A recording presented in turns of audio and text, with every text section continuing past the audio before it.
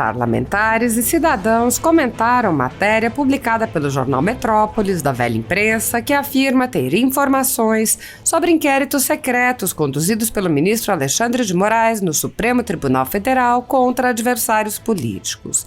Segundo o jornal, o ministro teria autorizado a quebra de sigilo de chamados bolsonaristas, com mais uma das inovações características dos inquéritos políticos de Moraes. A decisão autorizaria a quebra de sigilos dos contatos dos alvos da decisão, o que dá poderes inéditos e inconstitucionais aos delegados escolhidos por Moraes para conduzir seus inquéritos políticos. O deputado Felipe Barros afirmou: Alexandre de Moraes determina a quebra de sigilo telefônico, telemático e rastreamento geográfico de qualquer cidadão brasileiro desde 2017 para análise de sua Gestapo particular. Mais ainda, se dentre os 8 alvos iniciais a parlamentares, como afirma a notícia, é de se concluir que, como parlamentares conversam com outros parlamentares, Alexandre de Moraes terá acesso a conversas de um número ilimitado de deputados e senadores desde 2017. Não é possível que a extrema imprensa continue passando pano para o regime de exceção criado por Moraes.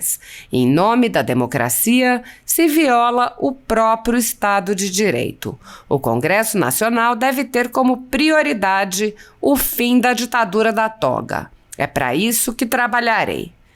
O deputado federal José Medeiros disse: não vi a decisão, mas parece muito com o que chamamos de pescaria probatória, fishing expedition, que o próprio STF tem declarado ser ilegal.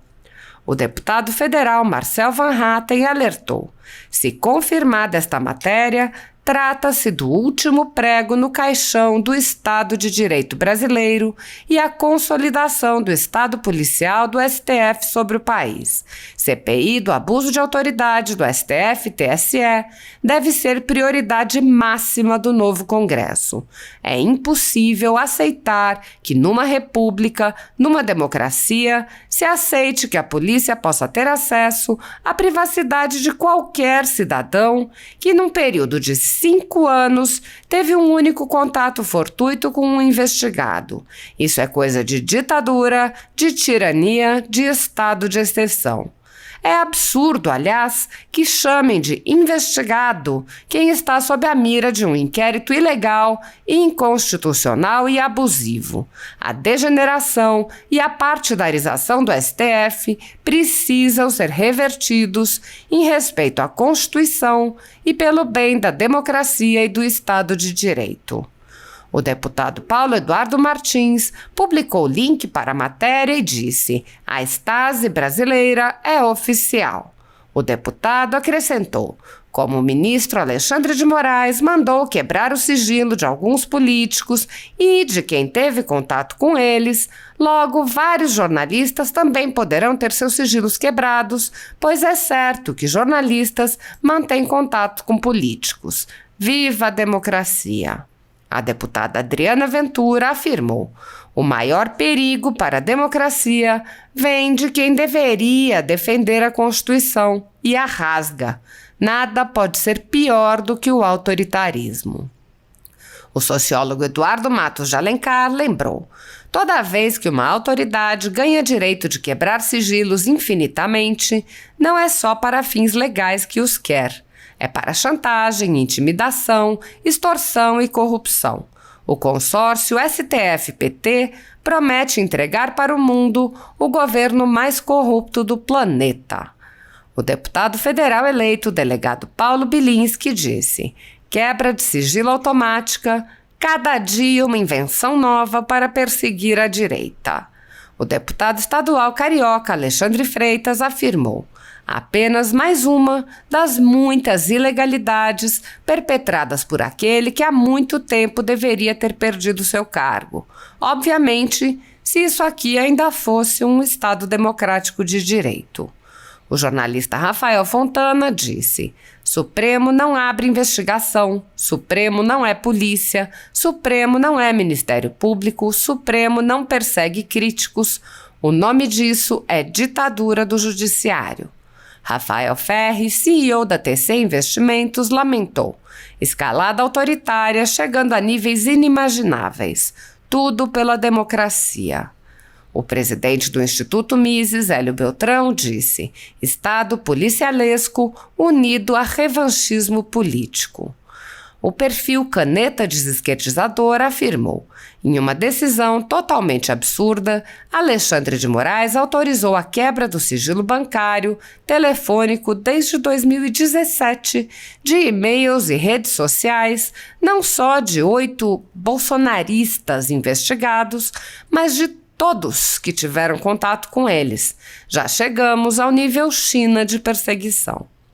Bárbara, do canal Te Atualizei, disse: ficou assim, vamos quebrar todos os sigilos de 8 pessoas e em seguida quebrar de todas as outras que conversaram com essas pessoas e talvez de todas as pessoas que conversaram com quem essas 8 pessoas conversaram. Quem bate palma para isso está maluco. Isso é mais do que ditadura.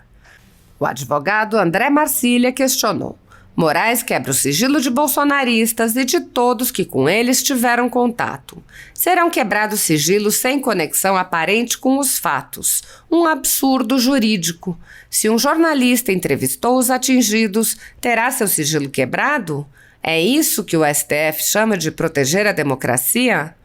O advogado Cadu Moran perguntou: para que seja determinada a quebra dos sigilos telefônico, fiscal e telemático, não é obrigatória a existência de um processo em curso? Ou a lei processual virou casa da mãe Joana? A escritora Cláudia Wilde disse: o Brasil está sob um regime de exceção. Regime em que o vale tudo para perseguir inimigos políticos é bem-vindo, aplaudido pela mídia e comemorado por muitos políticos que odeiam os preceitos da democracia. Isso não vai acabar bem. Teremos uma ditadura robusta nos moldes de Cuba. Wilde acrescentou: a escalada do verdadeiro autoritarismo mostra-se sem freios no Brasil. Tudo aquilo que em 4 anos acusaram os outros de fazer foi colocado em prática. Não há mais ordenamento jurídico no país, há apenas vontade política dos burocratas. Os abusos são reiterados e satisfazem o apetite da extrema esquerda, que domina o judiciário e a máquina pública brasileira. Fica a pergunta: chegamos ao ponto venezuelano em que milhões tomaram as ruas e absolutamente nada aconteceu? Ou chegaremos em breve? A censura, a inobservância do devido processo legal, a perseguição política e a imposição de medidas absolutamente deixam claro que o país não vive um regime democrático, mas uma ditadura escancarada, digna de republiquetas cucarachas do terceiro mundo. E vai piorar. O especialista em segurança pública Fabrício Rebelo apontou: a quebra de sigilos de comunicações em massa, técnica conhecida como Phishing Expedition, estabelece uma busca aleatória por crimes que nem sequer se sabe existir. Por violar a regra de objetividade das interceptações, ela é rejeitada pelos tribunais brasileiros. Ou era. Rebelo disse: para quem insiste em não entender, o que está em curso é um processo de totalitarismo estatal definitivo. Desarma-se o cidadão, mas não os bandidos, controla-se toda a informação circulante, inclusive com censura, e proíbe-se a crítica a todas as autoridades. Isso é democracia?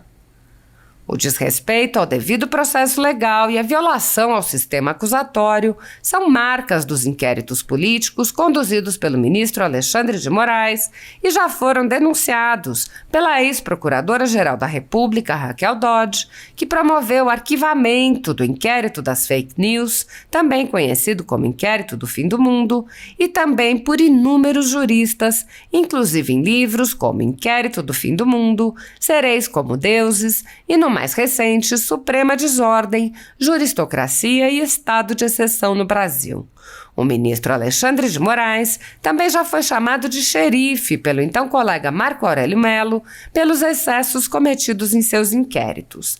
Apesar das constantes denúncias, o Senado brasileiro segue inerte.